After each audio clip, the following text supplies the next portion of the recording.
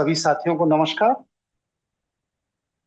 आज हम लोग एक महत्वपूर्ण विषय पर चर्चा करने जा रहे हैं। जैसा कि अभी पिछले सत्र में हम लोगों ने उंगली का अभ्यास किया, इसमें बहुत से साथियों ने प्रयास किया और बहुत से साथी सफल हुए। जो साथी सफल नहीं हो पाए उन्हें यह चिंतन करने की जरूरत है कि आखिर वह सफल क्यों नहीं हुए। ये दो उंगलियां अगर आपस में नहीं जुड़ रही हैं तो यह इस बात की सूचना है कि आपके विचार आपके नियंत्रण में नहीं रहते। विचार हमारे नियंत्रण में होना चाहिए, हमें विचार के नियंत्रण में नहीं होना चाहिए।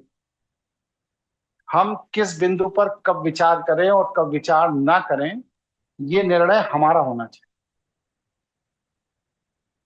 क्या जिन साथियों की उंगली स्पर्श नहीं कर रही है स्वाभाविक रूप से, वो मेरे इस विचार से सहमत हैं कि उनका विचार उनके नियंत्रण में नहीं रहता है? जी सहमत है। गुरु जी। जी गुरु जी। सहमत है। जी गुरु जी, जी सहमत है। सहमत है गुरु जी। ठीक है ना? और सीधी सी बात है, तंत्र में या क्रिया योग में किसी भी ऊर्जा का प्रवाह आपके मानसिक शक्तियों से होता है। और आपकी मानसिक शक्ति, जैसे बंदूक की एक नली है, उसके अंदर एक गोली फंसी हुई है, तो जब तक फंसी हुई गोली निकाल नहीं ली जाएगी तब तक क्या उस बंदूक से गोली चलाई जा सकती है कोई दूसरी? संभव है? नहीं। नहीं। नहीं चलाई जा सकती। इसी तरह आपका विचार अगर आपके नियंत्रण में नहीं है, आपके मस्तिष्क में फंसा हुआ है, तो आप कभी भी जीवन में मानसिक शक्तियों से कोई भी कमांड नहीं दे पाएंगे। इसलिए अगर हमें अपनी मानसिक शक्तियों से कमांड देना है तो हमारे इन मानसिक शक्तियों के बंदूक की नली एकदम साफ होनी चाहिए। अगर उसमें कोई कचरा है, गंदगी है, कोई चीज फंसी हुई है, तो आप कभी भी इस मानसिक शक्ति का खेल नहीं खेल पाएंगे। स्पष्ट है? किसी के मन में कोई विचार हो, प्रश्न कीजिए। जी स्पष्ट है। स्पष्ट है गुरु जी।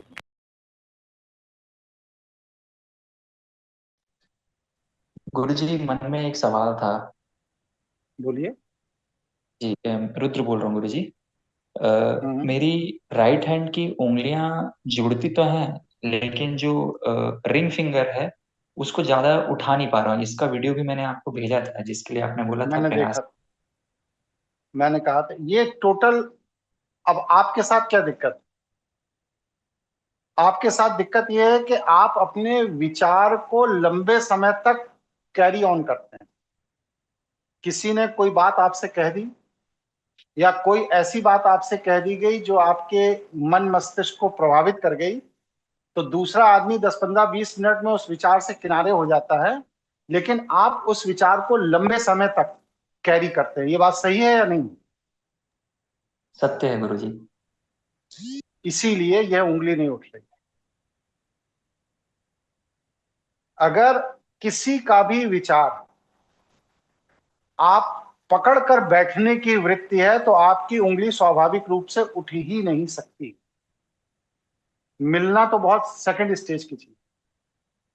उंगलियों का नियंत्रण पूर्ण स्थिति में मिल जाना, यह इस बात की सूचना है कि हमारे मानसिक शक्तियों के बंदूक की नली एकदम साफ है।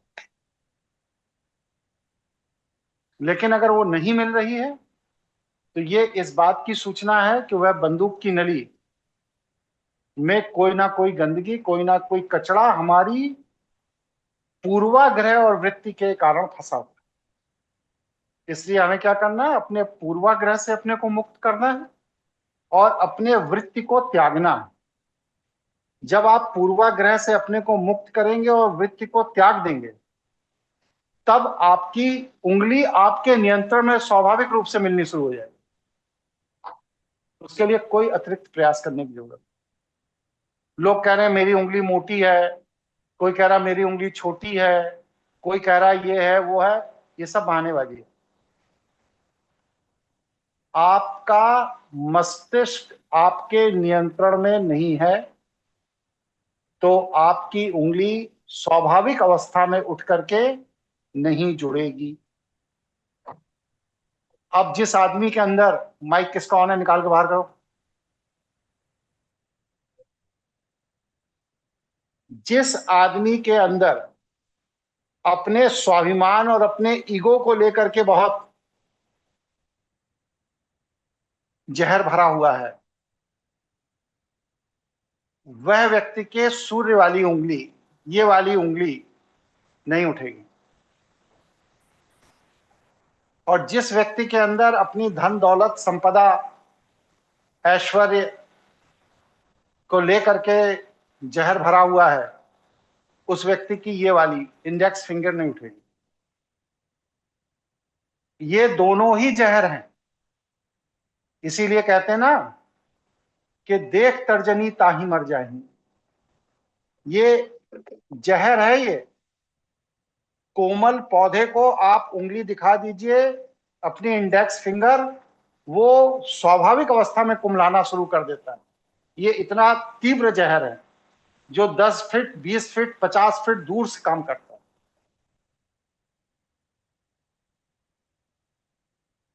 ठीक है, स्पष्ट है कि नहीं भाई? बोलिए। हाँ हूं जी इसको स्पष्ट है। प्रश्न और पूछे। जी ठीक है, इसलिए इन दोनों जहरों पर, ये जहर इंडेक्स फिंगर, रिंग फिंगर, इन दोनों जहरों पर आपका नियंत्रण होना चाहिए।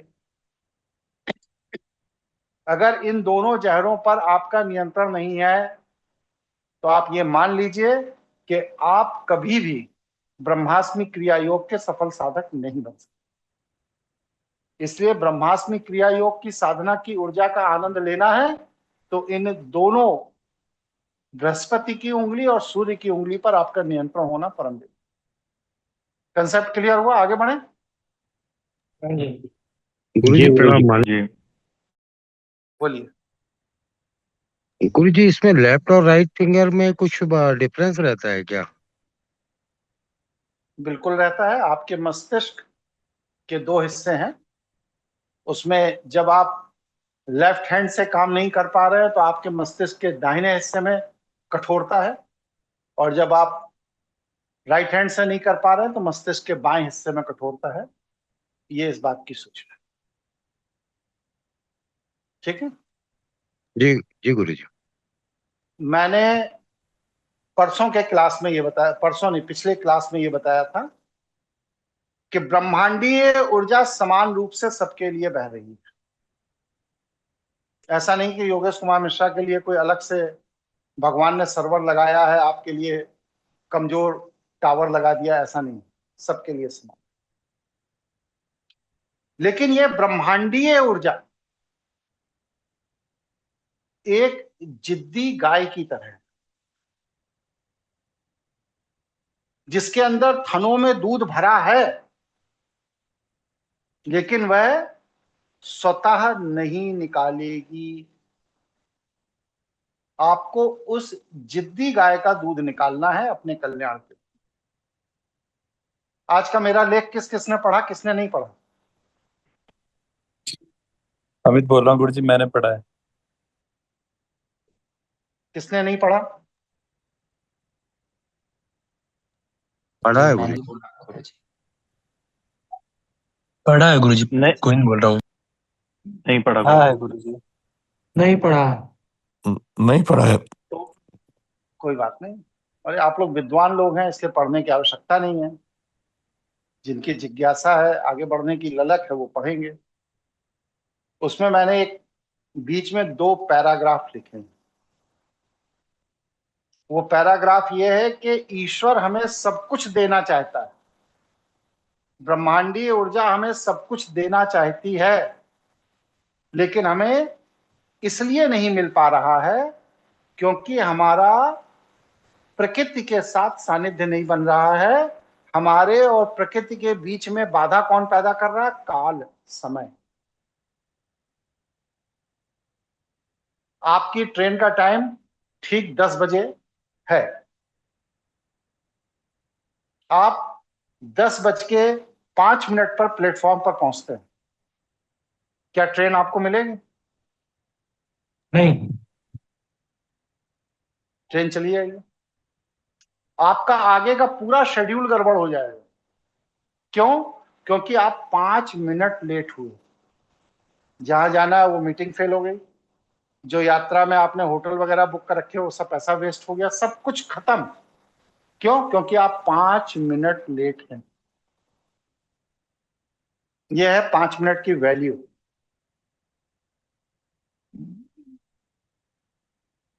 इसके द्वारा मैं क्या बताना चाहता हूं कि अवसर को अगर कैश करना है, गाय को अगर दोहना है, तो आपको प्लेटफॉर्म पे 10 मिनट पहले पहुंचना होगा। उसी तरह ब्रह्मांडीय ऊर्जाओं का जो प्रवाह है, वह प्रवाह के निकल जाने के बाद अगर आप ब्रह्मांडीय ऊर्जाओं का लाभ लेना चाहते हैं तो आप कभी नहीं ले पाएंगे। इसलिए क्या करना है? ब्रह्मांडीय ऊर्जाओं का लाभ लेने के लिए ब्रह्मांडीय ऊर्जाएं जब लाभ देना चाहती हैं तो उसके पहले आपको लाभ लेने की स्थिति के लिए मानसिक रूप से तैयार होना होगा। वो लाभ देना चाहती हैं लेकिन आप मानसिक रूप से तैयार नहीं है। अभी भाभी आई हैं, वो नंद आई है, वो चाची जी आई थी, अभी हम ऑफिस से आए हैं, थके हुए हैं, अभी हम ये करेंगे वो करेंगे, ये किताब पढ़ लें, वो पिक्चर देख लें, वो मैगजीन देख लें, तो क्या होगा? ईश्वरीय कृपा आएगी लेकिन आप लेने को तैयार नहीं है तो वो चली जाएगी, जैसे ट्रेन छूट जाती है। फिर आपका आगे का पूरा सिस्टम डिस्टर्ब होगा। इसलिए क्या करना है? सबसे पहले उस ईश्वरीय कृपा को प्राप्त करने के समय का पता करना कि वो कृपा कब होगी, और जो वो कृपा होगी जब वह समय पता लगेगा तो उसके पहले अपने को मानसिक रूप से तैयार करना है कि जब कृपा होगी तो हम उसके लाभ को उठाएंगे। यह है ब्रह्मांडीय ऊर्जा की शक्ति को दोहना। जैसे गाय स्वतः दूध नहीं देती, गाय का दूध अमृत है, लेकिन उस अमृत को प्राप्त करने के लिए गाय को दोहना पड़ता है, तब गाय का दूध मिलता है। और गाय को दोहने की एक तैयारी है। आपके पास बाल्टी ही नहीं है, दोहेंगे कहां? आपके पास रस्सी ही नहीं है, बाल्टी भर गई, पैर मार दिया, बाल्टी लुढ़क गई।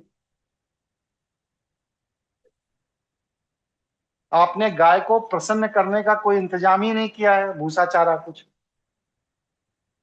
तो आपके नियंत्रण में ही नहीं आ रही है, जबकि थनों में दूध भरा हुआ है, लेकिन आप उसका लाभ नहीं ले पा रहे। क्यों? क्योंकि आप प्लान्ड नहीं है, आप तैयार नहीं है, इसलिए आपकी उस गाय को कोई दूसरा धो लेगा, क्योंकि आपने कोई तैयारी नहीं की। इसी तरह ब्रह्मांडीय ऊर्जाओं की सकारात्मक ऊर्जा को अगर हम स्वीकार करने और एब्जॉर्ब करने के लिए तैयार नहीं है, या हमने इस पिंड को तैयार नहीं किया है, तो वह अवसर का लाभ जो तैयार है वो लेकर चला जाएगा और आप बस सिर्फ घर में बैठे रहेंगे। इसलिए सदैव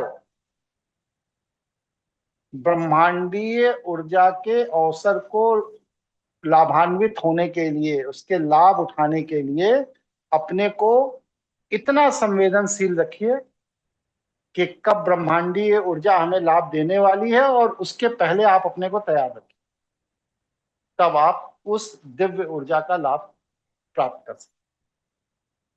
अगर आपका आहार, विहार, विचार, संस्कार, वृत्ति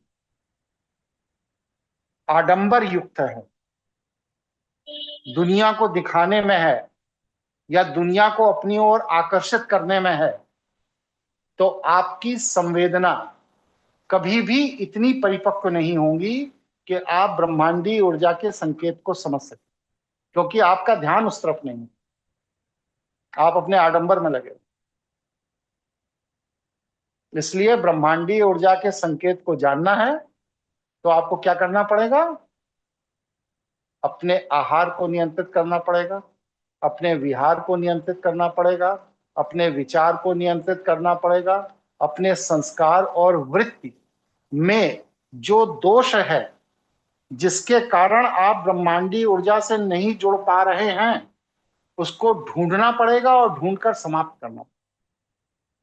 यहां तक मैंने अपनी बात रखी। किसी के मन में कोई प्रश्न पैदा हुआ हो तो पूछिए। गुरुजी रुद्र बोल रहा हूँ। गुरुजी बोलिए। आपने बताया कि वो उंगली जो है इसलिए टच नहीं हो पाती है क्योंकि आप किसी विचार को पकड़ के रख लेते हैं। अब चाहते तो हैं कि हम उस विचार से मुक्त हो जाएं, पर दिमाग में वही सारी चीजें चलती हैं, तो क्या इसे ऐसा अभ्यास माना उसी तरह का है ना आपको, आपका अभ्यास क्योंकि उसी तरह का है, चीजों को पकड़े रहने का। तो आप दिन में इनसे कितनी बार दान करते हैं? जी कभी कभी हो पाता है सप्ताह में। हाँ, यही है ना। खाना जी रोज खाते हैं कि नहीं? जी जी कपड़े भी रोज बदलते ही होंगे। जी गुरुजी। आडंबर भी पूरा मेकअप वेकअप चश्मा वश्मा सब फिट फटाक रखते होंगे, कोई गड़बड़ तो उसमें होती नहीं होगी।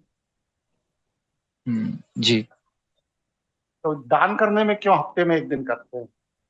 खाना भी हफ्ते में एक दिन खाया करिए, स्नान भी हफ्ते में एक दिन करिए, अपना मेकअप वेकअप भी हफ्ते में एक दिन कर लिया, बस संडे संडे कर लिया, मंडे से लेकर फ्राइडे तक फुर्सत। ये पिंड के लिए आप इतना चिंतित हैं, इतना आतुर हैं कि इसमें कोई कमी ना रह जाए। दुनिया जो इस पिंड को देख रही है उसको यह पिंड आकर्षित करे, ये विचार आप पकड़कर बैठे हुए हैं। हम किसी को क्या दे दे ये चिंतन आपके पास नहीं है, इसलिए आप अपने विचार किसी को दे नहीं पाते हैं, अपने पास पकड़ के बैठ जाते हैं। हमेशा दान करने वाले व्यक्ति किसी ना किसी को अपने विचार भी दान कर देते हैं। जिस व्यक्ति में दान की वृत्ति नहीं है वह कभी भी विचारों से मुक्त नहीं हो सकता। स्पष्ट है? स्पष्ट है गुरुजी। गुरुजी प्रणाम, नवीन इसलिए बोल रहा अपने हूँ। दान की वृत्ति को विकसित कीजिए। हाँ बताइए बताइए नवीन जी। गुरुजी मैं पूछना चाह रहा था, दान का क्या अभिप्राय है? मतलब जिसे हम दान समझते हैं, हो सकता है गुरुजी सबका परसेप्शन अलग अलग है। आपके अभिप्राय में दान किसे कहते हैं गुरुजी?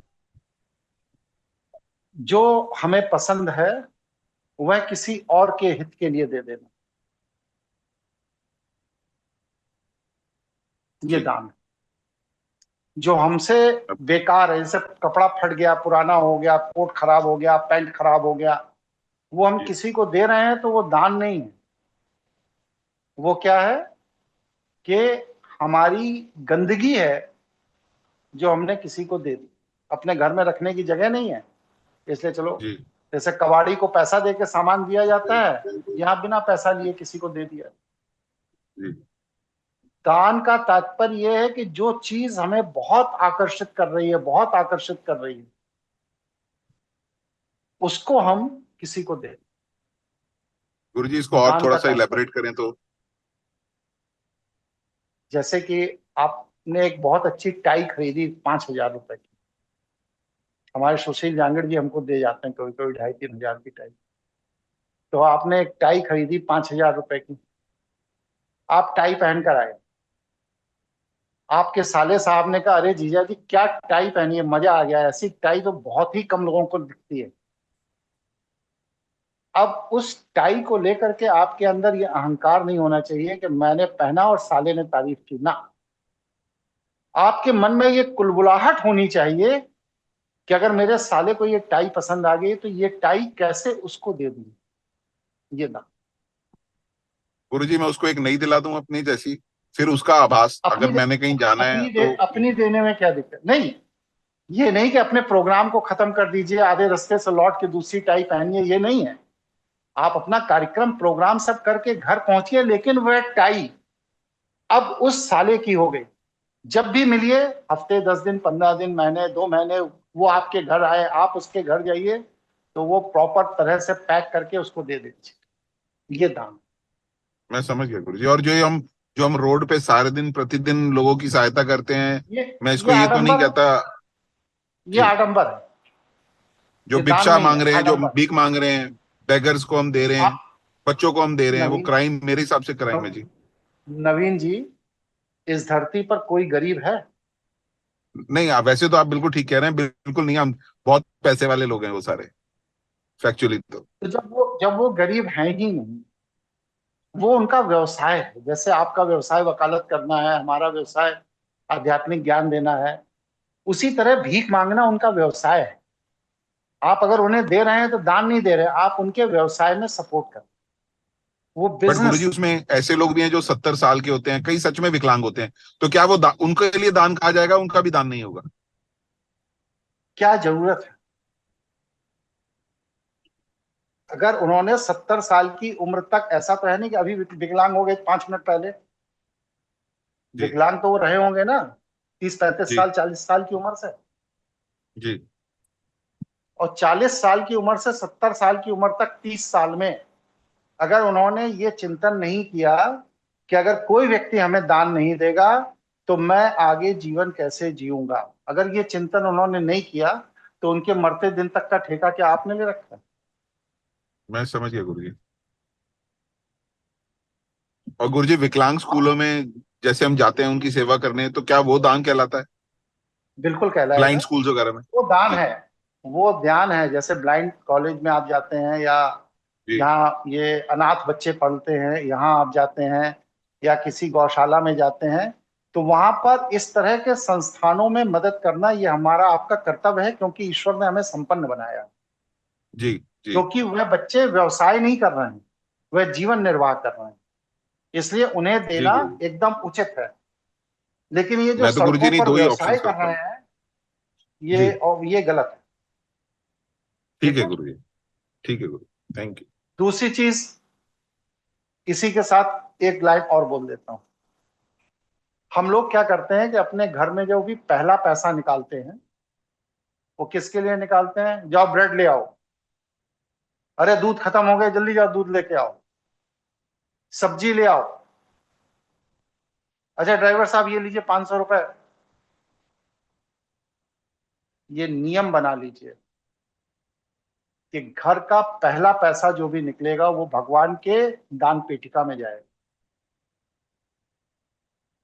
भले ही 1 रुपए का सिक्का जाएगा। उसके बिना खर्च का प्रोसेस घर का शुरू ही नहीं होगा। अगर हम धन कमा रहे हैं तो इस धन में बहुत सा पैसा पाप का होता है। इंसान मजबूरी में हमें पैसे देके जाता है, उसकी इच्छा नहीं है, लेकिन परिस्थिति वश देके जाता है। और वो पैसा जो हमें नहीं लेना चाहिए वो हम ले लेते हैं, ये पाप का पैसा। और उस पाप के पैसे को जब आप कंज्यूम करते हैं, प्रयोग करते हैं, तो आपके अंदर 50 तरह के विकार पैदा होते हैं।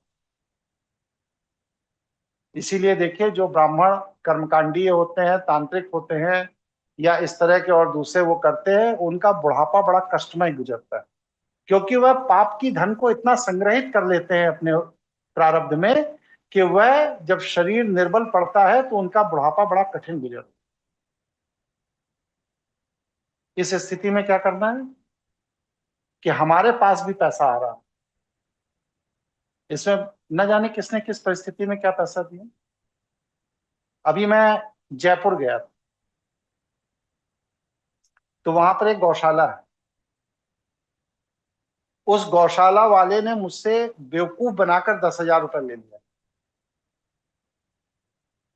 मैं क्योंकि गौ विभाग से जुड़ा हुआ व्यक्ति हूं, मुझे मालूम है कि गौशालाओं में ठगी कैसे की जाती है। अभी से नहीं, 12 साल का एक्सपीरियंस है मेरे पास। आज से 25 साल पहले मैं गौशाला तंत्र से जुड़ा और मुझे मालूम है कि गौशालाओं में ठगी गाय के नाम पर कैसे कैसे कैसे की जाती। जैसे ही उसने अपनी ठगी का प्रोसेस शुरू किया, मुझे पता लग गया कि ये मुझे ठग रहा है। लेकिन इसके बाद भी मैंने उसको ठग लेने दिया। 10,000 रुपए दे के चले आए गौशाला। क्यों? क्योंकि यह ईश्वर ने मुझे अवसर दिया कि गाय के नाम पर कोई हमें ठगे और हमारे पास जो पैसा है उसमें से पाप के पैसे का वो अंश चला जाए। ये ईश्वर ने अवसर दिया। ठगी क्या है? ठगी ये है कि वो हमें ठग रहा है, हम समझ नहीं पा रहे हैं और ठग जा रहे हैं। ये ठगी। अब वह हमें समझ रहा है, वह हमें ठग रहा है, हम समझ रहे हैं और फिर भी उसको पैसा दे रहे हैं। ये दान, ठगी नहीं। स्पष्ट है? दान और ठगी में क्या अंतर है? जी स्पष्ट जी गुरु जी। स्पष्ट है गुरु। ठीक है। इसलिए कहीं कहीं जानबूझकर अपने को ठगवा भी लेना चाहिए। बहुत इंटेलिजेंट बनने की जरूरत नहीं है संसार में। बहुत इंटेलिजेंट बनेंगे, आपका घर परिवार का सिस्टम तहस नहस हो जाएगा। क्योंकि ईश्वर का अहंकार ये कहता है कि अच्छा, तो अपनी बुद्धि को हमसे ज्यादा तेज समझ रहे हो, तो लो संभालो एक समस्या। जब तक थोड़ी संभली तब तक ये एक और ले लो। फिर वो भी जब मैनेज हुई तब तक तीसरी लेके और खड़ा हो गया। उसके पास तो समस्याओं का अंबार है, वो आपको देता रहेगा। 1 2 3 4 5 6 7 8, कितनी संभालोगे? फिर क्या होगा? आप फ्रस्ट्रेट होगे। और जब आप में फ्रस्ट्रेशन होगा तब आप भगवान की शरण में जाओगे, भगवान शिव की शरण में जाओगे। तब वो कहेगा अच्छा, अब अपनी बुद्धि पर अहंकार था वो खत्म हो गया? कहे हाँ। कहे ठीक है, तो ये जो 10 समस्याएं मैंने आपको दी हैं ये मैं वापस ले लेता हूं, किसी और को प्रशिक्षित करने में दे दूंगा।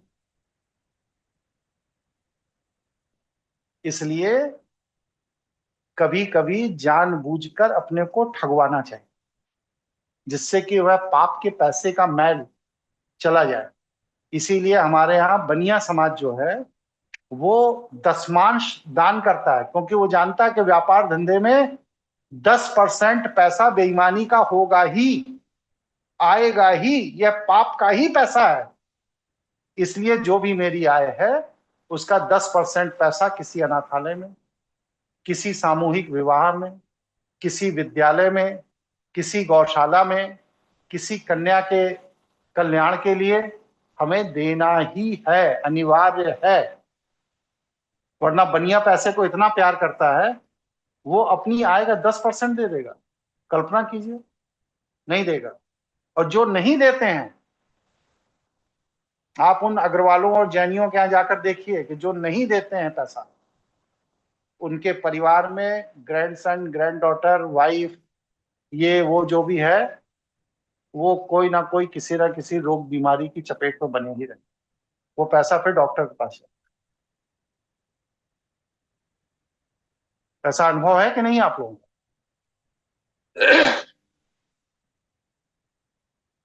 नहीं है। है गुरु जी। आप बनियों के बीच में उठते ही बैठते नहीं, आप तो भूमिहारों के साथ उठते बैठते हैं। ठीक है, थोड़ा कभी अग्रवालों के साथ उठिए बैठिए, जैनों के साथ उठिए बैठिए। ठीक है। तो ये मैंने बताया कि अपने जीवन के संघर्ष को कम करने के लिए व्यक्ति को दान देना चाहिए। हम ज्यादा नहीं, आप 1 रुपए दे सकते हो, 1 रुपए दे दो। सुबह जो पहला पैसा आपके हाथ से निकल रहा है वो भगवान की पेटिका में जाना चाहिए। इसके बाद आप दिन में 10 लाख रुपए खर्च करो, लेकिन पहला सिक्का भगवान की पेटिका में जाना चाहिए। ये सब अपने जीवन के संघर्ष को कम करने के छोटे छोटे फार्मूले। तो मैंने जैसा बताया कि ब्रह्मांडीय गाय आपको दूध देने के लिए तत्पर है, लेकिन आप क्योंकि तैयार नहीं हैं इसलिए आप ब्रह्मांडीय गाय के दूध देने के अवसर को चूक जाते। ठीक है। अब आगे बढ़िए। दूसरा सूत्र मैंने क्या बताया था? नकारात्मक विचारों की पुनरावृत्ति से ही नकारात्मक भाग्य का निर्माण होता है। अगर आपके विचार नकारात्मक हैं और उसकी पुनरावृत्ति बार बार आपके मस्तिष्क में हो रही है, तो आपके भाग्य की उत्पत्ति भी नकारात्मक ही होगी। अभी मैं 10 मिनट पहले अपनी बेटी को यही समझा रहा था। विषय ये नहीं है कि तुम कितने की नौकरी करो, विषय ये है कि तुम एक संपन्न परिवार की बच्ची हो, तो तुम्हारी लाइफस्टाइल संपन्नता से परिपूर्ण होनी चाहिए। जिनके पास नहीं है उनकी तो मजबूरी है कि अगर उन्हें 50,000 मिल रहा है, 1 लाख मिल रहा है, तो उसमें में ही उन्हें जीवन जीना है। लेकिन तुम्हारी मजबूरी नहीं, तुम्हें अपने आराम से निर्वहन करना है। देखो किसका माइक ऑन है, कौन थे? सिन्हा जी, आपका माइक ऑन छूट गया था, तो क्या करना है? हाँ, फिर बंद कर दो। देखो फिर खुल गया, बंद करो। इसमें कुछ खराबी आ रही, कुछ दिखता नहीं है मुझे कोई साइन। कोई बात नहीं, तो मैं यहाँ से बंद करा देता हूँ बार बार, ठीक है? जब आपको लगे तो यहाँ से बंद करा। तो मतलब क्या है कि नकारात्मक विचार और सकारात्मक विचार क्या होता है, बताइए भाई आप लोग, मुझे थोड़ा जानकारी कम, बताइए।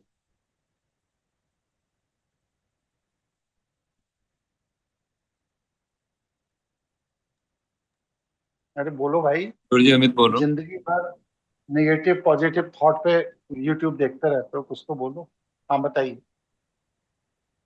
अगर किसी कार्य के संदर्भ में है तो अगर वो पहले से ही हमारे दिमाग में अगर ये चलने लग जाए कुछ भी कार्य करने से पहले कि ये कार्य होगा ही नहीं, तो ये एक नकारात्मक विचार है। किसी भी व्यक्ति से मिलने से पहले अगर हमें उसके व्यक्तित्व के बारे में गैस लगाना शुरू कर देते हैं, ये आदमी हमारे लिए सही नहीं है, ये नकारात्मक विचार है। इस तरीके से नहीं, पहला नहीं, दूसरा वाला सही है। जब आप कोई भी निर्णय किसी पूर्वाग्रह से प्रभावित होकर लेते हैं, वह निर्णय सुखद भी हो सकता है। हम मंदिर जाएंगे, प्रसाद मिलेगा, क्योंकि आज तक हम 50 बार मंदिर गए और 50 बार हमें प्रसाद मिला। तो ये मेरा एक पूर्वाग्रह बन गया कि मैं मंदिर जाऊंगा, भगवान को प्रणाम करूंगा तो पंडित जी प्रसाद देंगे ही। ये नकारात्मक विचार।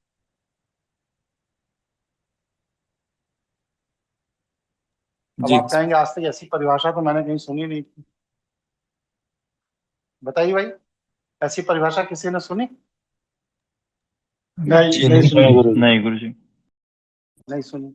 लेकिन ये विचार नकारात्मक हो कैसे गया? ये तो सकारात्मक विचार है कि हम जाएंगे, 50 बार पंडित जी से मिले हैं और हर बार उन्होंने प्रसाद दिया है, आज 51वीं बार भी जा रहे हैं तो वो प्रसाद देंगे ही।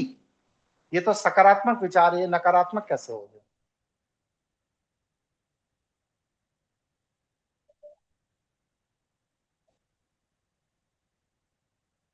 प्रणाम गुरुजी, मैं रेणु जोशी। गुरुजी, हमने मान लिया कि वो देंगे ही हमें, हम ये मान के चल इसलिए वो नकारात्मक हो गया जी। क्योंकि वहां पर मेरी कामना, मेरी वासना, मेरी तृष्णा उस एक्सपेक्टेशन के साथ जुड़ गई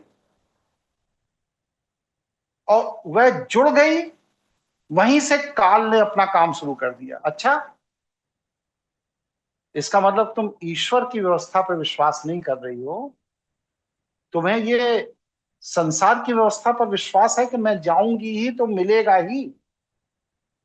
ठीक है, अब की बार जाओ, प्रसाद तो गया दूर, तुम्हारा मोबाइल बटुआ और छिन जाएगा। फिर कहते हैं आज तक कभी ऐसा नहीं हुआ मेरा मोबाइल छिन गया, बटुआ गिर गया। क्यों? क्योंकि आप घर से एक नकारात्मक एक्सपेक्टेशन के साथ जा रहे हो। फिर होना क्या चाहिए? ये नकारात्मक है तो सकारात्मक क्या होना चाहिए? मैं ईश्वर से मिलने जा रहा हूं, मैं भगवान के दर्शन करने जा रहा हूं, बस। इसके आगे अगर कोई भी कामना, वासना, एक्सपेक्टेशन है तो वह नकारात्मक है। क्योंकि मंदिर ईश्वर के प्रतिमूर्ति के दर्शन के लिए बनाया गया, प्रसाद बांटने के लिए नहीं बनाया गया। प्रसाद बांटना व्यवसाय है।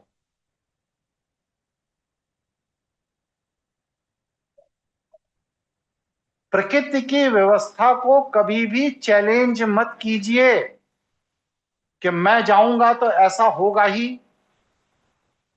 ना। अगर आप कभी भी प्रकृति की व्यवस्था को चुनौती देते हुए ये सोचते हैं, इतना ओवर कॉन्फिडेंस में है कि मैं ऐसा करूंगा तो ऐसा होगा ही, तो ये समझ लीजिए कि काल आपको देख रहा है और वो किसी भी समय आपको प्रशिक्षित कर सकता है, और उसका प्रशिक्षण फिर बहुत दुखद होता है। इसलिए मैं जा रहा हूं मंदिर, ईश्वर के दर्शन होंगे, प्रणाम करूंगा, आशीर्वाद लूंगा और चला आऊंगा। प्रसाद तो गेलुआ है, अतिरिक्त मिल गया तो ठीक है, नहीं तो ईश्वर की कृपा तो ले ही आऊंगा, मिल ही जाएगी। ठीक है। छोटे से उदाहरण से बहुत बड़ी बड़ी चीजें समझनी पड़ेंगी आपको। किसी को ना समझ में आया हो तो फिर पूछिए, उदाहरण के साथ पूछिए, मैं समझा देता हूँ। गुरु जी प्रणाम, मानिक बोल रहे बोलिए मानिक। हैं। गुरु जी, तो किसी से उम्मीद या आशा करना भी पूर्वाग्रह में आएगा? आप ये बताइए कि अगर ईश्वर की कृपा नहीं है आपके ऊपर, तो क्या किसी मनुष्य की औकात है कि आपकी उम्मीद पूरा कर दे? नहीं। तो फिर उस मनुष्य से क्यों अपेक्षा करना? जो मनुष्य खुद ही ईश्वर की कृपा पे जिंदा है, उससे क्या अपेक्षा करना? एक भिखारी राजा के दरबार में गया और कहा कि आज राजा से भिक्षा मांगूंगा और अब बुढ़ापा चैन से कटेगा। वहां गया तो पता लगा कि राजा साहब मंदिर गए हुए हैं। भिखारी भी पीछे पीछे मंदिर पहुंच गया। उसने पीछे से देखा कि राजा साहब खुद ही अपने स्वास्थ्य और साम्राज्य की वृद्धि के लिए भगवान से भीख मांग रहे थे। पलटकर राजा जब पूजा करके निकले तो उसके दूत ने बताया कि ये भिखारी है, ये आपके घर गया था, कुछ इसे मदद की जरूरत है। तो राजा ने पूछा कि आपको क्या मदद कर दूं? उसने कहा, एक भिखारी जो दूसरे भिखारी की मदद कर सकता वही करिए, क्योंकि मैं आपसे मांग रहा हूं, आप कहीं और मांग रहे हो, दोनों की बिरादरी एक ही। ठीक है। मांगना ही है तो बस से ईश्वर से मांग। किसी व्यक्ति की ये औकात नहीं है कि आपको कुछ दे दे। जी गुरु जी। ठीक है। जी चलिए गुरु जी। आगे बढ़िए। किसी का कोई प्रश्न जिज्ञासा या आगे बढ़ूं मैं? गुरुजी मेरा मेरा एक प्रश्न है गुरुजी। बताइए नवीन जी। गुरुजी मेरा प्रश्न ये है कि जो मेरा मान्यता है कि ईश्वर में नेगेटिविटी तो है ही नहीं, ईश्वर तो है ही पॉजिटिव, है ही रोशनी, अंधकार है ही नहीं, क्योंकि हर चीज पॉजिटिव है। तो ये हमारे को जो दुष्परिणाम हर चीज के मिलते हैं, ये ईश्वर देता है या काल देते हैं? हमारे संस्कार दे,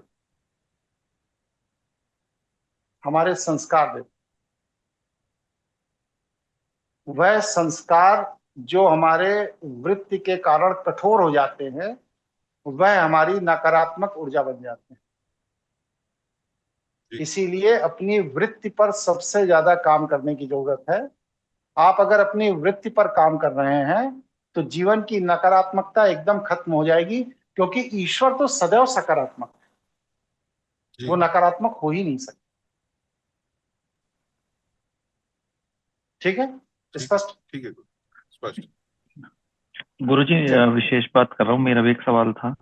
गुरुजी जो आपने पिछली क्लास में जो आपने वृत्ति से और भाग्य तक की जो बात की थी, उसमें गुरुजी जब हम कोई वृत्ति छोड़ते हैं तो हम मतलब ऐसा सोचते हैं मतलब कि आगे से मतलब ये चीज नहीं रिपीट करनी, तो गुरुजी इसे संकल्प कहा जाएगा या इसे ये सहजता से संकल्प है होने का? ये ना, ये संकल्प है कि अब हम रिपीट नहीं करेंगे। ये संकल्प, वृत्ति का त्याग नहीं है। और संकल्प जब भी आप लेंगे, जब भी, तो विकल्प की दुविधा हमेशा रहे। आप डर जाएंगे, भयाक्रांत रहेंगे। क्यों? क्योंकि मैंने ये संकल्प ले लिया, अब हम ऐसा नहीं करेंगे, कहीं गलती से हो ना जाए। मनुष्य संकल्प और विकल्प के लिए नहीं बना, मनुष्य निर्द्वंद जीवन जीने के लिए बना है। इसलिए संकल्प की जरूरत ही नहीं। अगर आपको संकल्प लेना पड़ रहा है तो आप ये स्वीकार कर रहे हैं कि आपके अंदर का ईश्वरत्व तो मर चुका है, इसीलिए आप अपने पुरुषार्थ से अपने को बदल रहे हैं।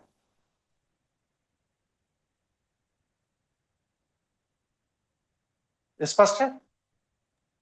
आपके अंदर का ईश्वरत्व अगर जिंदा है तो आपको किसी संकल्प की जरूरत। तो गुरुजी, जब हम किसी गलत वृत्ति को आइडेंटिफाई कर लेते हैं, उसे छोड़ना चाहते हैं, नाम बताइए। जैसे तो गुरुजी विशेष बात कर रहा हूँ। अच्छा, अरे वृत्ति। जैसे कि वृत्ति का नाम बताइए कि जैसे कि ये वृत्ति है जिसको हमने आइडेंटिफाई किया, अब हम छोड़ना चाहें। जैसे गुरुजी कोई इंसिडेंट हुआ, हम उसे मतलब अपने दिमाग में रिपीट करते रहता है, तो मतलब हम ऐसा संकल्प लेते हैं कि ठीक है। अरे भाई, आप उदाहरण से बात कर रहे हैं, उदाहरण दीजिए कि ये घटना घटी जिसकी हम पुनरावृत्ति अपने मस्तिष्क में करते रहते। घटना बताइए। गुरुजी, जैसे ऑफिस वगैरह में कोई चीज हमने जैसे एक्सपेक्ट की थी उसके अगेंस्ट अगर हो जाती है, तो हमसे सोचने लगते हैं कि मतलब कि अगर ये और हो जाता तो मेरी ये चीज पूरी हो जाती, तो उससे सोचते रहते हैं, उसका विचार करते रहते अपेक्षा हैं। क्यों करते हैं? ये हो जाता तो वो हो जाता, ये गणित लगाने की जरूरत पड़ती ही क्यों है जीवन में?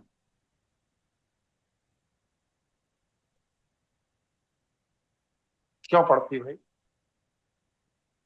आप अमित त्यागी के मित्र हैं ना? जी अमित जी, इनकी मदद कीजिए भाई, जी गुरुजी। मदद कीजिए अपने मित्र की कि ये हो जाता तो ऐसा हो जाता, वो हो जाता तो हमें ये लाभ मिल जाता। ये गणित लगाने की जरूरत जीवन में पड़ती क्यों?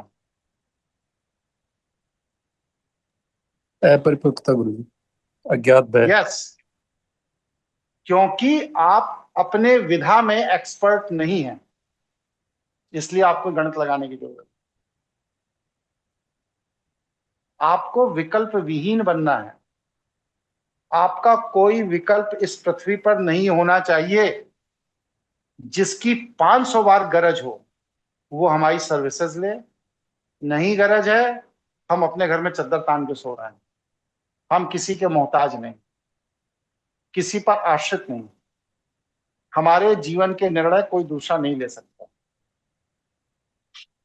इतना जब आप परिपक्व हो जाएंगे अपने विधा में, अपने कार्य में, तो इस धरती पर आपका कोई ना तो अपमान कर सकता है और ना ही किसी व्यक्ति में यह साहस है कि आपको क्षति कर।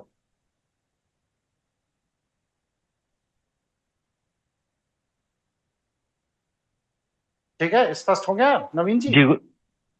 नवीन नहीं, क्या नाम है तुम्हारा? विशेष गुरुजी। विशेष। विशेष जी गुरुजी, क्लियर हो। विशेष बनिए, आप तो नाम ही विशेष है, तो विशेष बनिए। आप शेष क्यों हैं? आप शेष हैं इसीलिए तो किसी और पर आश्रित है ना, कि कुछ वहां से मिल जाए तो मैं जो शेष हूं वो पूर्ण हो जाऊं। आप स्वयं में पूर्ण बनिए। जी। जो स्वयं में पूर्ण है उसको किसी की जरूरत नहीं इस धरती पर, उसका पोषण ईश्वर करता। ठीक है जी गुरुजी। अब तीसरा सूत्र जो हम लोगों ने डिस्कस किया था वो ये है कि क्या भक्ति से भाग्य को बदला जा सकता है? जवाब दीजिए भाई। नहीं गुरुजी। और साथी जवाब दीजिए, क्या भक्ति से भाग्य को बदला जा सकता है? नहीं गुरुजी, पिछली क्लास में आपने बताया था ऐसा नहीं हो सकता। नहीं हो सकता। क्यों नहीं हो सकता?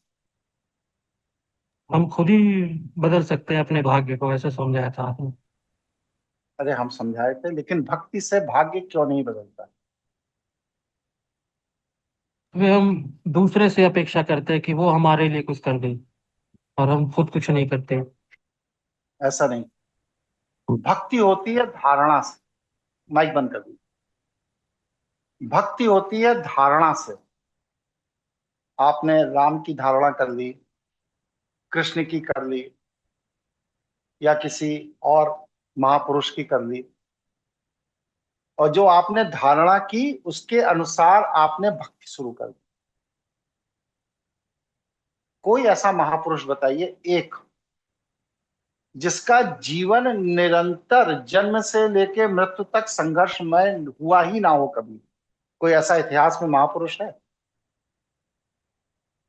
नहीं है गुरु जी। नहीं गुरुजी। नहीं है।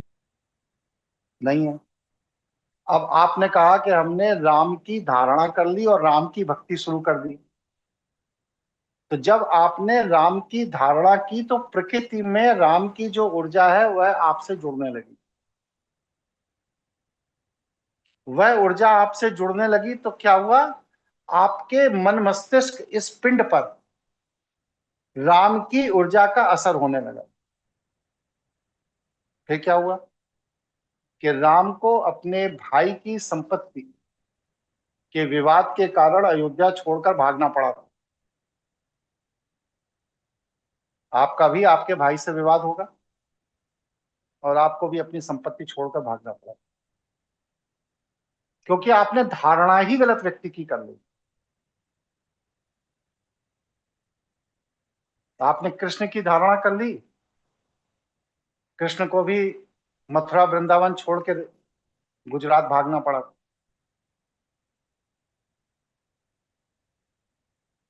आपने परशुराम जी की धारणा कर ली, परशुराम को पूरा जीवन भर बस सिर्फ युद्ध युद्ध युद्ध युद्ध, लाशों के ढेर लगाने पड़े। 21 बार तो उन्होंने इस पृथ्वी को ही क्षत्रिय विहीन कर दिया। तो प्रश्न ये है कि हम जब भी भक्ति करेंगे तो किसी की धारणा करेंगे, और जिसकी धारणा करेंगे उसके जीवन का जो कष्ट है, अगर आप उस महापुरुष के जीवन के सुख के अंश को अनुभूत करना चाहते हैं तो दुख के अंश की अनुभूति भी आपको होगी ही। यही प्रकृति की व्यवस्था है। अगर एक खाना पूरा बन गया है तो उस खाने के बनने के बाद किसी की स्थिति ही नहीं है कि उसमें से मिर्चा अलग कर दे, धनिया अलग कर दे, नमक अलग कर दे, दाल अलग कर दे, चावल अलग कर दे। वो खिचड़ी बन गई, अब जो है उसमें सब मिक्स है, और मिक्स है और खिचड़ी खानी है तो वह समग्र ही आप खाएंगे।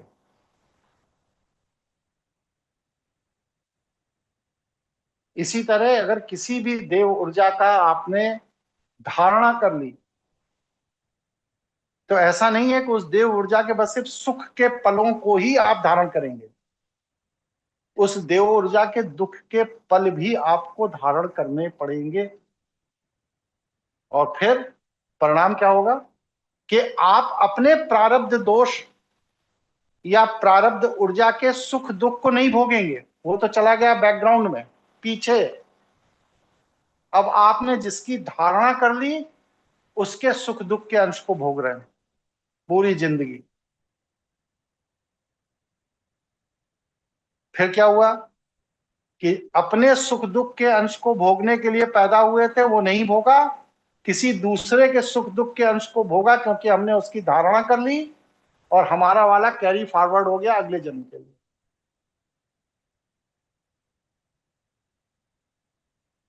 इसीलिए हम मुक्त नहीं हो पाते।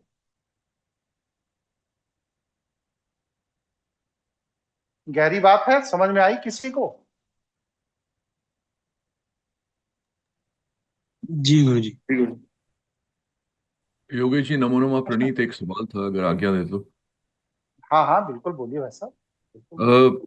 आपने जैसे धारणा की बात की है, मान लीजिए किसी ने शिव को पकड़ लिया तो उनके जीवन में क्या रूपांतरण आएगा, या उनके जीवन में क्या सुख दुख का ये जो प्रोसेस है ये किस तरह से इफेक्ट होगा? भगवान शिव का जीवन आप देखेंगे तो उसमें सबसे पहली चीज क्या है? सहजता। पूरे सभी भगवानों में बस एक भगवान शिव ही एक ऐसे भगवान हैं जो चट्टान पर बैठे हैं, वरना कोई कमल के ऊपर बैठा है, कोई उल्लू के ऊपर बैठा है, कोई मगरमच्छ के ऊपर बैठा है, कोई एनाकोंडा के ऊपर बैठा है, सब किसी ना किसी के ऊपर बैठे, चाहे वह वनस्पति हो चाहे जीव जंतु हो। लेकिन भगवान शिव ही एक ऐसे एकमात्र देवता हैं जो चट्टान पर बैठे। तो मतलब वह इतने सहज हैं कि उन्हें अपने जीवन निर्वाह के लिए किसी माध्यम की जरूरत नहीं। तो पहली चीज क्या है कि भगवान शिव का जो अनुकरण करेगा वह सहज ही होगा। दूसरा, भगवान शिव कोई वेशभूषा, पीतांबर, मुकुट, बांसुरी, गदा नहीं लेके चलते, सहज है, जैसा है नंगे बदन है, पारदर्शी है, कोई वस्त्र आडंबर नहीं, कोई सिंहासन नहीं, कुछ नहीं। तो आपके अंदर भी इसी तरह का सर्वभाव पैदा हो कि जैसे हम हैं वैसे हैं, ये पारदर्शिता पैदा होगी आपके अंदर। तीसरी चीज क्या है, भगवान शिव सर्व स्वीकार्य हैं। देवताओं के साथ दोष क्या है कि उनका अनुकरण करने वाले कहते हैं भूत, प्रेत, पिशाच, जिन्न, यक्ष, किन्नर, दैत्य, दानव, असुर, राक्षस, ये सब हमारे मित्र नहीं, लेकिन सब शिव के मित्र, शिव का अनुगमन करते हैं, शिव के पार्षद हैं, शिव के गण हैं। शिव ने कभी किसी को भी अपने से अस्वीकार करके नहीं भगाया, सभी ने शिव की आराधना की, शिव ने सभी को सहज स्वीकार किया है। इसी तरह आप में भी सहज स्वीकार का गुण आएगा। आपके लिए करोड़पति और एक भिखारी दोनों ही समान होंगे। ऐसा नहीं है कि आपके पास संपन्न व्यक्ति आए तो आपकी दृष्टि अलग हो जाएगी और विपन्न व्यक्ति आए तो आपकी दृष्टि अलग हो जाएगी। ठीक है जी, ये जो बेसिकली आप डुअलिटी खत्म करने की बात कर रहे हैं योगेश जी, ये सुनने में बहुत ही सरल लगती है, लेकिन या वृत्तियों को खत्म करना ये इतना मतलब ये एक साधना का विषय है और मुझे लगता है कि ये जीवन भर का विषय है। ये एक दिन, 2 दिन, 1 महीने, 2 महीने, 1 साल, 2 साल वाली बात नहीं है। तो ये इतना तो मुझे आपको सुनने के बाद इतना तो बहुत ही स्पष्ट है कि ये एक कंटिन्यूअस प्रोसेस है और इसमें बेसिकली आप अपने विचारों को धीरे धीरे मतलब शून्य की तरफ लेके जा रहे हैं। आपके विचार कम हो रहे हैं क्योंकि आपके बहुत सारे शिष्यों ने पिछली और पिछली क्लासेस में बोला कि वो जब से आपके साथ जुड़े हैं तो उनको अपने जीवन में चेंज आया है। तो मुझे ऐसा समझ में आता है कि संघर्ष तो कुछ कम नहीं हुए होंगे, लेकिन उनकी जो सेंसिटिविटी है उन संघर्षों के प्रति वो काफी कम हो गई होगी, या मतलब वो इग्नोर वाला उनका स्तर आ गया होगा। मुझे ऐसा प्रतीत होता है। क्या मेरा समझना ये सही है? ये जवाब आपको वही व्यक्ति दे सकता है जो मुझसे पिछले 3, 4, 5 साल से जुड़ा है और उसके जीवन का संघर्ष कम हो गया ऐसा वह कह रहा है। इसमें कौन ऐसे व्यक्ति हैं जो मुझसे 3, 4, 5 साल से जुड़े हैं और वो ये दावा करते हैं कि ब्रह्मास्मि क्रिया योग या शैव जीवन शैली के अनुगमन के बाद उनके जीवन का संघर्ष कम हुआ है? कोई 1-2 लोग नाम बताइए अपने।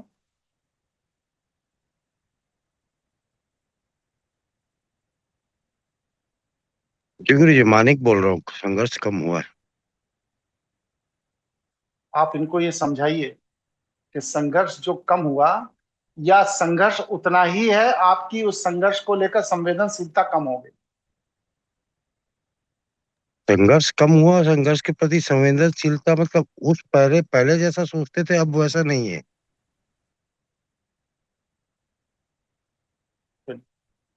विवेकशील जी नहीं जुड़े हैं क्या? जी प्रणाम गुरु जी। कहाँ हैं आप? गुरु जी आवाज बहुत कंपनियों- करीब आ रहा है। कुछ कंस्ट्रक्शन काम चल रहा है। कोई बात नहीं जी मैं बस इतना जानना चाहता हूँ। अपने साथी ने एक प्रश्न खड़ा किया जी कि भगवान शिव का अनुगमन करने से जी व्यक्ति के जीवन का संघर्ष कम हो जाता है या संघर्ष उतना ही रहता है लेकिन उसकी दृष्टि बदल जाती है, इसलिए संघर्ष कम महसूस होता है? आपका क्या कहना है इस विषय में? नहीं गुरुजी, संघर्ष कम हो जाता है। मेरा तो ये कहना है संघर्ष कम कि जीवन संघर्ष कम होता है, जीवन आसान होता है, और बस यही है गुरुजी। संवेदनशीलता तो बढ़ेगी गुरुजी, कम नहीं होनी चाहिए, लेकिन संघर्ष जीवन का कम होता है। नहीं, विवेक जी कोई उदाहरण दे सकते हैं क्या, पहले और नहीं, बाद आप में अगर क्या बदलाव आया?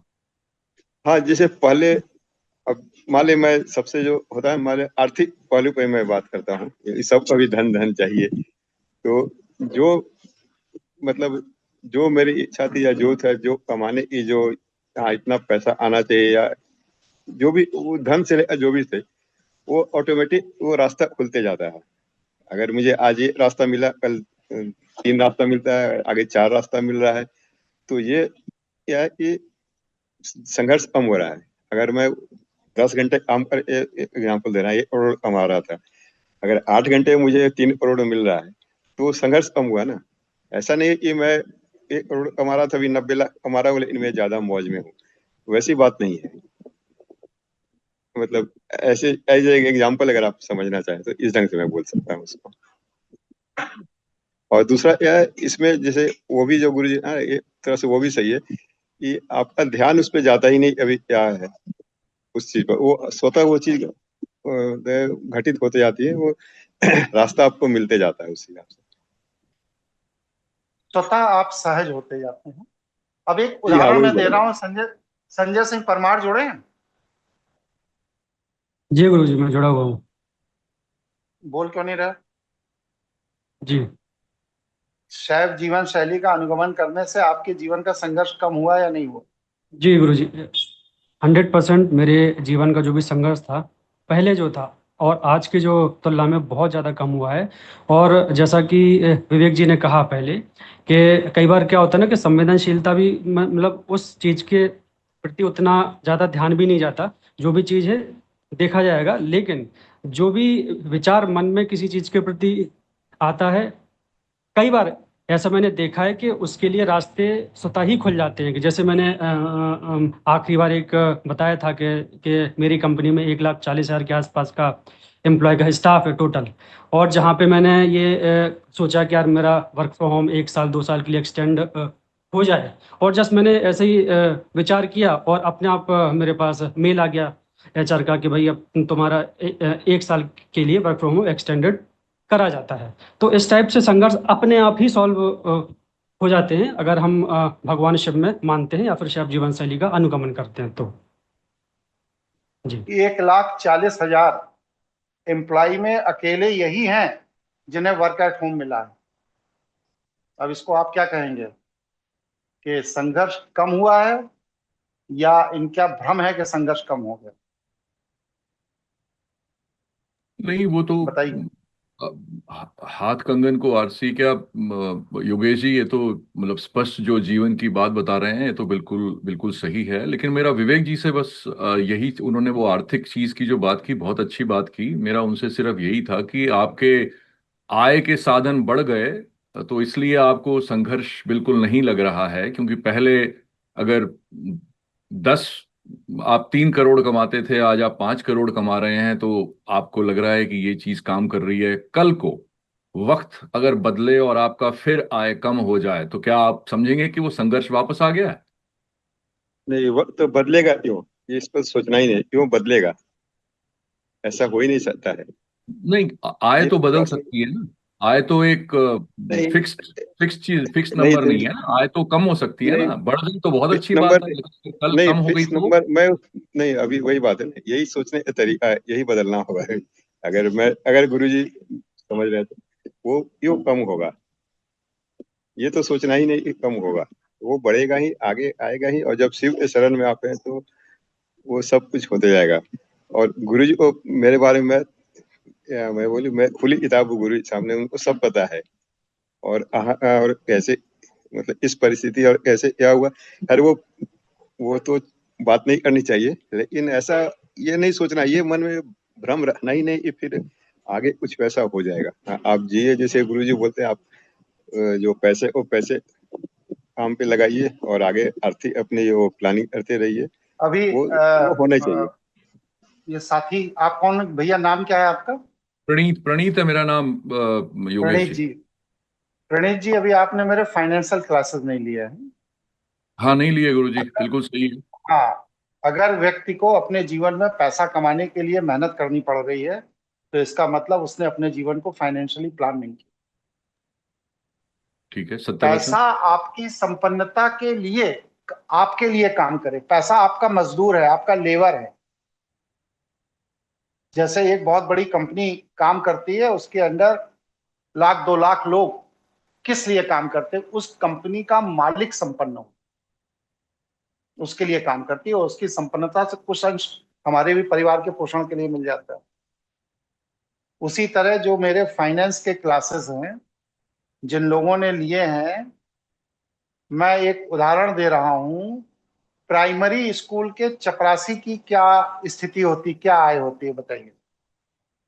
सरकारी प्राइमरी स्कूल का चपरासी बहुत कम होती है, वो तो जीवन निर्वाह के लिए संघर्ष करेगा, करता रहेगा।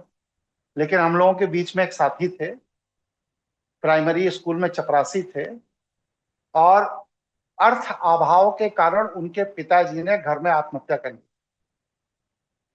उस फ्रस्ट्रेशन में वो बच्चा हमारे पास आया और 4 साल वह हमारे सानिध्य में रहा। 4 साल के अंदर उसने अपने पिताजी के उस मकान को 2 मंजिला मकान में कन्वर्ट किया। इसके बाद 10 तोला सोना उसने मेरे देखरेख में लखनऊ से खरीदा। इसके बाद उसने 6 एकड़ जमीन अपने एग्रीकल्चर के लिए अपने पैसे से खरीदी। क्या ये चीज तनख्वाह के पैसे से 4 साल में संभव है? नहीं बिल्कुल संभव नहीं है योगेश जी, बिल्कुल। और शेयर बाजार में वॉरेन बफे, जो सबसे बड़े इसके कलाकार माने जाते हैं, वो बताते हैं कि मेरे पूरे जीवन के अनुभव का रिटर्न यह है कि 19.5% से ज्यादा मैं पर ईयर आज तक नहीं निकाल पाया। बिल्कुल सही है। और ये जो थे हमारे साथी, अब नाम मैं नहीं लू रहा हूं क्योंकि इस समय क्लास में नहीं है, शिवम शुक्ला जुड़ा है? जी गुरुजी। ये जो अपने साथी थे, इन्होंने प्रति वर्ष 4 साल तक कितने % रिटर्न निकाला? गुरुजी 200% लोगों ने रिटर्न निकाला है और खुद बताया भी। 200%। मतलब 100 रुपए इन्वेस्ट किया, 200 रुपए लाभ हुआ, साल भर में वो रकम 300 रुपए हो। आज उसका पोर्टफोलियो अकेला 20 लाख का है। तो ये मेरे फाइनेंशियल क्लासेस में जो मैंने गाइडलाइन दी, जो मैंने सिस्टम बताया, उस पर जब वो चला तो वो संपन्नता उसने वहां से प्राप्त की। अब आप इसे क्या कहेंगे? प्लानिंग ही कहूंगा योगेश जी कि मतलब एक सिस्टम है, एक प्लानिंग से वो चले, एक नहीं तो डिसिप्लिन से भाई ऐसा है कि मैं तो कोई MBA पढ़ा हुआ आदमी नहीं, सिंपल वकील हूँ। वकालत के बाद नौकरी की, नौकरी के बाद ये कर रहा हूँ। फाइनेंस पढ़ने पढ़ाने वाले तो बंबई और न जाने कितने कितने कहाँ कहाँ क्या क्या पढ़ा रहे हैं, और लोग पढ़ रहे हैं। वो लोग क्यों नहीं 200% का रिटर्न निकाल पा रहे हैं? हम क्यों निकाल रहे हैं? अगर प्लानिंग से ही सब काम हो रहा है, हम नहीं निकाल ले रहे। हमारे मार्गदर्शन में जो काम कर रहा है वो निकाल ले रहा। यही भगवान शिव की कृपा है। ठीक है, क्लियर है गुरुजी। और मैं विवेक जी को उनकी पॉजिटिविटी के लिए मतलब सलाम करता हूं, क्योंकि मैं उनसे उनका वो भी चेक कर रहा था, इसलिए मैंने स्पेशली उनसे ये सवाल पूछा था। और उनका ये बोलना कि ऐसा सोचना क्यों है, आई थिंक वो आपकी योगेश जी आपके सानिध्य में रहने की वजह से वो पॉजिटिविटी उनके अंदर काफी आ गई है। तो वो एक बहुत ही अच्छा संकेत। उनके अंदर नहीं भैया।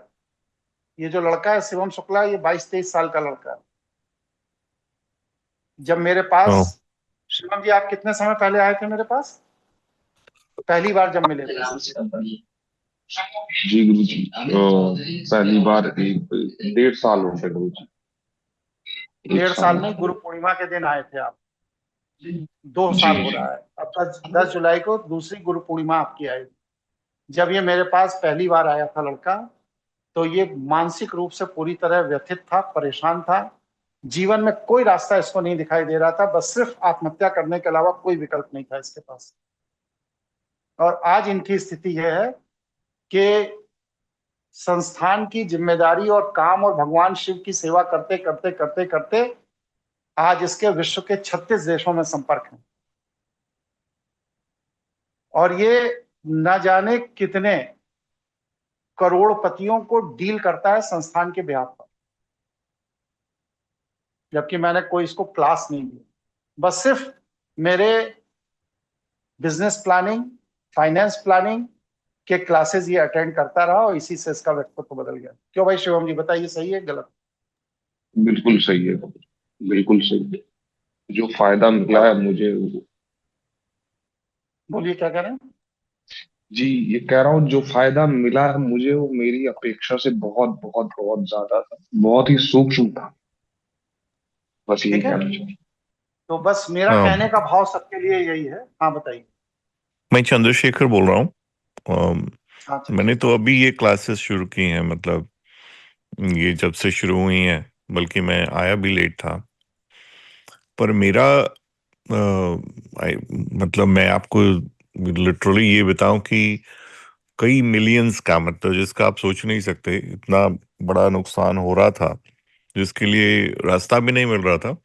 लेकिन अभी अचानक कल की बात है, एक 3 डिफरेंट पार्टीज से बात हुई और सब लोग बड़े पॉजिटिव होकर के और पैसा इन्वेस्ट करने के लिए ऐसी बातें हुई। और उसके अलावा एक पार्टी के साथ तो ऐसी बात हुई कि मतलब वो बड़ा अनरियलिस्टिक था। जो चीज़ हम लोग इसमें इन्वेस्टर्स का बहुत नुकसान होने वाला था, तो उसके कारण मैं बहुत व्यथित था कि भाई अपना पैसा नुकसान हो जाए लेकिन दूसरे का नुकसान नहीं होना चाहिए। तो जो जो चीज़ हम लोग 16 मिलियन में बेचने वाले थे, वो जो है उसके लिए वो 23 मिलियन देने को एक नई पार्टी तैयार हो गई। और उसने ये भी कहा कि हम आप लोगों के पास जितना वो है वो सब खरीद लेंगे। सो ये जो है, मतलब अभी कुछ मटेरियलाइज नहीं हुआ, बट उससे कोई फर्क नहीं पड़ता। लेकिन जहाँ पे भी एक कोई रास्ता नहीं है, स्ट्रगल कर रहा है आदमी निकालने के लिए, तो वो वाला जो चीज़ है वो आदमी के लिए मैंने अपने जीवन में, मतलब ये थोड़े से ही दिनों में बदलते देखा है। तो अब आप जो मानने की बात है, मानो तो भगवान, नहीं तो कुछ नहीं, पत्थर। तो अब आप उसको जैसे भी देख लीजिए, mean it doesn't really matter. मैं आपको ये कहता हूँ कि ये सब आप लोगों के सानिध्य की कृपा है, क्योंकि यही चीज मेरे जीवन में बदली है। इसके अलावा और कुछ तो नहीं बदला मैंने। मैं एक चीज और बता दूं, अभी 6 महीने पहले की बात है। मुझे शैवग्राम के लिए एक प्रोजेक्ट बनवाना था 100 करोड़ का। उस प्रोजेक्ट के लिए मैंने यहाँ पर 10-15 आर्किटेक्ट और चार्टर्ड अकाउंटेंट इन सब से बात की। किसी ने 50,000, किसी ने 1 लाख फीस, किसी ने 5 लाख फीस, जिसके जो मुंह में आया बोलता चला। फिर मैंने अपने विवेकशील जी से चर्चा की।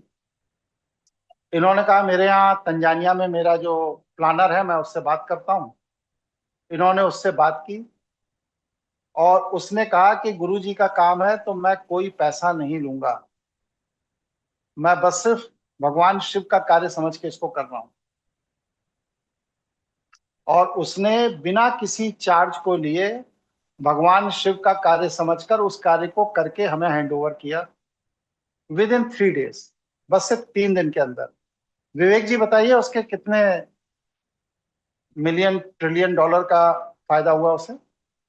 हाँ एक्चुअली गुरु जी, हाँ वो काम कर रहा था। उसने अभी ईस्ट अफ्रीका सबसे बड़ा जो पैसे टर्म है वो उसने डील करवाया, वो फाइनल हो गया डील। सीमेंट फैक्ट्री केन्या में, तो वो मल्टीनेशनल कंपनी थी, उसको ये लोग टेक ओवर करना चाह रहे थे। और वो कई सालों से बात चल रही थी, लेकिन और ये तो मेरा फ्रेंड वो बाद में आया था, उसने शुरू किया था। लेकिन ये जब काम हुआ उससे 3 दिन अंदर वो ग्रीन सिग्नल मिल गया और बोर्ड ऑफ डायरेक्टर से भी अप्रूव हो गया वो। और अभी वो उस पर पूरे जोर शोर से लगा हुआ है और काम आगे बढ़ रहा है अभी। सब कुछ सारी प्रवृत्ति 168 पूरी हो गई। Million billion billion 168 billion dollar का वो मिलियन डॉलर। एग्रीमेंट इनके थ्रू फाइनल हो, जिसके लिए ये लोग 7-8 साल से लगे हुए हैं। मेरा कहना ये नहीं है कि आप मेरा कार्य करिए, बिल्कुल मत करिए। भगवान शिव का कार्य करिए, वह आपके जीवन का संघर्ष स्वतः समाप्त कर देंगे। इसके लिए आपको किसी अन्य से कोई भी अपेक्षा या परामर्श लेने की जरूरत नहीं है। वो रास्ते बताते हैं, रास्ते देते हैं और आपके कार्य होते चले जाते हैं। मैं अपने गुरु के सानिध्य में साधना करने के बाद मैं 27 साल की उम्र में सुप्रीम कोर्ट में सरकारी वकील हुआ। जस्टिस वेंकट चलैया साहब, ये नवीन जी जानते होंगे। नवीन जी जी सर, लेफ्ट हो गए। बिल्कुल ठीक कह रहे हैं। कोई बात नहीं। तो नवीन जी जानते होंगे, जस्टिस वेंकट चलैया साहब ने 27 साल की उम्र में, जबकि वहां क्राइटेरिया के 35 साल के पहले किसी को सरकारी वकील नहीं बनाया जाता, लेकिन मुझे 27 साल की उम्र में उनकी आशीर्वाद से मैं सरकारी वकील बना। हाँ गुरुजी, बड़ी यंग एज में है, 27 कोई एज नहीं होती गवर्नमेंट काउंसिल्स के लिए। और इसके बाद मैंने 3 साल वहां काम किया, 27 साल से 30 साल तक। उस समय मेनका गांधी जी मिनिस्टर हुआ करती थी, अटल बिहारी वाजपेयी की गवर्नमेंट थी। वहीं से मैं मेनका गांधी की मिनिस्ट्री में शिफ्ट हो गया, लॉ एडवाइजर। और फिर वहीं से एनिमल वेलफेयर डिवीजन में मैं यूपी में ज्वाइंट सेक्रेटरी लॉ हो गया। 30 साल की उम्र, 40 साल की उम्र तक मैंने काम किया, 10 साल काम किया और माइलस्टोन मेरा वर्क रहा। इसके बाद मन में भाव पैदा हुआ, लोग 60 साल में रिटायर होते हैं, मैंने 40 साल में अपना रिटायरमेंट ले लिया। हमने कहा कुछ नहीं, बस सिर्फ समाज के लिए काम करेंगे। सनातन ज्ञानपीठ चैरिटेबल ट्रस्ट की स्थापना की और वह कार्य आज तक कर रहा हूं। 14 लाख लोग इस पूरी दुनिया से जुड़े हुए हैं और कम से कम 25 से 30 हजार लोग हैं जिनका जीवन बदल गया। ये तो थोड़े से लोग अपने जो खास हैं वो क्लास में रहते हैं, लेकिन बहुत हैं जिनका जीवन बदल गया। उम्मीद करिए 47 साल की उम्र में लोगों को बच्चे हुए, जो कि अपना मेडिकल ट्रीटमेंट पिछले 22 साल से करा रहे। और भगवान शिव की कृपा हुई। कोई कनाडा रहता है, कोई जर्मन रहता है, कोई इंग्लैंड रहता है, मैं आज तक उनको देखा ही नहीं। उन्होंने भी बस सिर्फ हमें स्क्रीन पर ही देखा है, लेकिन सबका जीवन बदला। इसलिए मैं इस कॉन्फिडेंस से कहता हूं कि आप भगवान शिव का कार्य करिए, भगवान शिव आपके जीवन के संघर्ष स्वतः समाप्त कर देंगे। मेरी बेटी है, अभी मुझे उसे छोड़ने जाना है, मात्र 22 साल की उम्र में LLM कंप्लीट कर लिया उसने और अमेरिका की ट्रांस परफेक्ट कंपनी में लॉ एडवाइजर। 22 साल की उम्र होती क्या है बताइए। तो मेरे जीवन का संघर्ष तो खत्म हो गया। मेरा बेटा है, जर्मन से पढ़ा है, अब मेरे पूरे बिजनेस को वही संभाल रहा है। 24 साल का बच्चा है। आपके सामने आपके बेटे बेटी 22-24 साल में अपने अपने काम धंधे में लग जाए, सेट हो जाए, सोचिए कितनी आपको मेंटल रिलीफ होती है। होती है नहीं होती, बताइए भाई। सत्यवचन है जी। ठीक है ना। तो मैं तो यही मानता हूं कि मैं और मेरे जैसे हजारों, जिसने भगवान शिव का शरण पकड़ा, सबके जीवन का संघर्ष खत्म हो गया, सबका कल्याण हुआ। जो लोग उसे परेशान करते थे उनको सद्बुद्धि मिली और वह स्वतः उनके मित्र हो गए जो कल तक उनके शत्रु। और जो नहीं हुए वो नष्ट हो गए।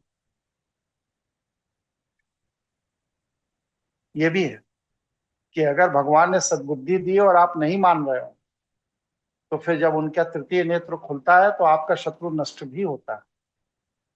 आप बहरहाल तनाव फ्री हो जाते हो। ऐसी मेरा अपना निजी चिंतन है, निजी अवधारणा है, निजी अनुभूति है और मेरी ही नहीं, सैकड़ों लोगों की ऐसी अनुभूति है जिनका डाटा और जिनका रिकॉर्ड, जिनके वीडियो रिकॉर्डिंग हमारे सामने यहाँ मौजूद है।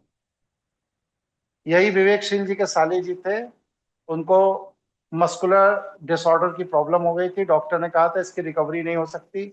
दोनों हाथ उनके खराब हो गए थे, एक पैर खराब हो गया। बस सिर्फ विवेक जी कितना समय लगा था? मुश्किल से 5 मैक्सिमम टू मैक्सिमम 10 मिनट एक 10 मिनट की एक यौगिक क्रिया उन्होंने कराई और इसके बाद उसी दिन शाम को वो व्यक्ति जिसे 3 लोग पकड़कर चलते थे, वो 2.5 किलोमीटर हमारे साथ पूरे लखनऊ में घूमा पैदल पैदल। और टेस्ट करने के लिए हम उनको एक ऐसे मंदिर में ले गए थे जो 50 सीढ़ी नीचे उतर के जाना पड़ता है। वो बिना किसी सपोर्ट के उतर के चले गए और बिना किसी सपोर्ट के ऊपर चले आए। बात कर जाकर एम्स के डॉक्टर को बताया और वो वीडियो दिखाए तो वो भौचक हो गया कि ये कभी रिकवर होता ही नहीं है, ये कैसे हो गया, ये मिरेकल मैं नहीं जानता। तो मैंने तो अपने जीवन के ऐसे मिरेकल देखे ना कि जिस आदमी को 10 कदम चलने में 10 मिनट लगता था, वो आदमी 10 मिनट की ब्रह्मास्मि क्रिया योग की साधना और ऊर्जा ट्रांसफर करने के बाद 2.5 किलोमीटर पैदल चल के घूम रहा है, बाजार में चाट खा रहा है, गोलगप्पे खा रहा है, मिठाई खा रहा है। मैं कैसे नहीं मान लूं? मैं कैसे मानूं कि ये एक वहम? मैं तो साक्षात देख रहा हूं और वो भी जीवित। और ऐसे एक दो नहीं, सैकड़ों उदाहरण। इसलिए मैं इस विज्ञान को पूरी तरह से सही मानता हूं। आज मेरी बेटी जा रही है लखनऊ से दिल्ली, तो मुझे उसे स्टेशन सी ऑफ करने जाना है। उसकी ट्रेन 11:15 बजे की है, इसलिए मैं एक ही सत्र आज ले रहा हूं और इसके बाद कल 2 सत्र प्रॉपर लूंगा। ठीक है? आप लोग अपना उंगली का ये अभ्यास जरूर करिए, क्योंकि अगर ये अभ्यास नहीं करेंगे तो अगले स्टेप का अभ्यास मेरे बताने से कोई फायदा नहीं है जब तक कि आप अपने इस अभ्यास को पूरा नहीं करते। एक्स्ट्रा समय दीजिए, लेकिन अपने इस अभ्यास को पूरा जरूर कीजिए। ठीक है? स्पष्ट है? किसी को कुछ कहना है? जी जी स्पष्ट गुरुजी। सुशांत, प्रणाम गुरुजी, सुशांत बोल रहा हूँ। उंगली वाली क्रिया तो गुरुजी मेरी बहुत अच्छी चल रही है, पर ये जो उपजीवा क्रिया है इसमें जीभ में थोड़ी स्टिफनेस है, तो वो अभ्यास का ही विषय है ना गुरुजी? वो अभ्यास का विषय। आपके साथी सुशील जी जो है वो तो पारंगत है इस विधा के, आप उनसे समय समय पर परामर्श लीजिए और निश्चित जी रूप गुरुजी, से आपको बात लाभ। हुई थी उनसे। जी गुरुजी। ठीक है भाई, सभी साथियों को नमस्कार। आज का ये वीडियो अभी आपको भेज दिया जाएगा और कल हम लोग 2 क्लास। आज समय का अभाव है इसलिए एक ही क्लास। हर हर महादेव गुरु। प्रणाम गुरुजी। प्रणाम गुरु। प्रणाम गुरु जी। खुश रहिए, सब लोग खुश रहिए।